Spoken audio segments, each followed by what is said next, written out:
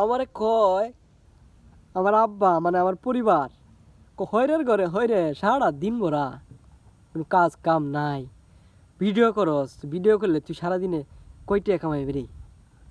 তোর ভিডিও করে তোর কোনো টাকা পয়সা দিব রে?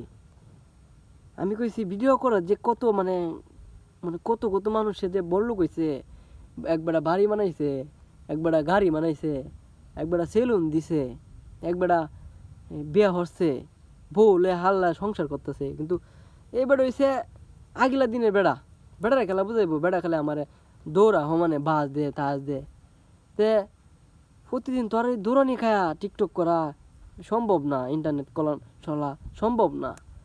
ওহন একদম সিদ্ধান্ত লইয়াছি যে আব্বার সাথে একটা পরামর্শ করে হালাই, মনে হয় যে পরে এই ইট কলা তায়া একটা সিদ্ধান্ত লইছি যে আব্বারে যাই এবার কন লাগবো। পরে পরে তো কি করছি, গেছি আব্বা ধরো, এখন গিয়া কইছি আব্বা আমরা তো 5-6টা গরু আছে। ক আছে, ক 5-6টা গরুর তো তুমি খাওয়াও 1 বছরের লাগে ভালো। ক 1 বছর লাগে তো ভালি। 1 বছর পরে কিন্তু এই গরু বেচে লাও। 1 বছর পরে তো বেশি খাওয়া যখন তরতাজ যাওয়া তখন তো বেচি হালাই। তো 1 বছর আগে কি তোমার টিয়া পয়সা দেয় তা গরু? না তো দেয় না তো। তারপরে কইছে যে আব্বা তুমি আমারে খুরু মনে হই রে 1 বছর হালো, তারপরে মনে করো যে 1 বছর পরে একটা গরু যত ব্যস্ত আরো আমি তোমার অত টিয়াই দেম। তখন কইতাছে হই তুই বইয়ে খায়া গরু তো আমার 1 বছর পরে টিয়া দে, তুই আমার 1 টিয়া দিতে না। আর আমি কইছি না আমি টিয়া দেম তোমারে।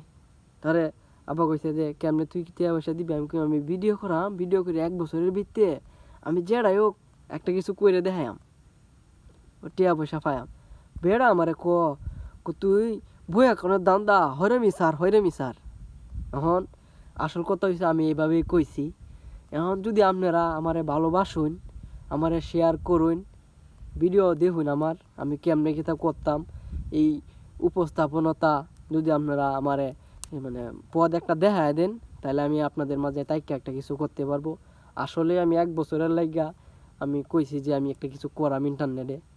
এখন আমার এই চাপাবাজ এই পেজটা আপনারা একটু ফলো করে দিবেন আর সবাইরে একটু শেয়ার করে দিবেন। আর আমি কি কি ভিডিও করিব এইটা একটু এই বলবেন আমাকে, ঠিক আছে? তো আমি সাধারণ একজন গরিব ঘরের ছেলে, তো আমাকে আপনারা সাপোর্ট করিবেন, নয়তো আমি উপরে উঠতে পারবো না।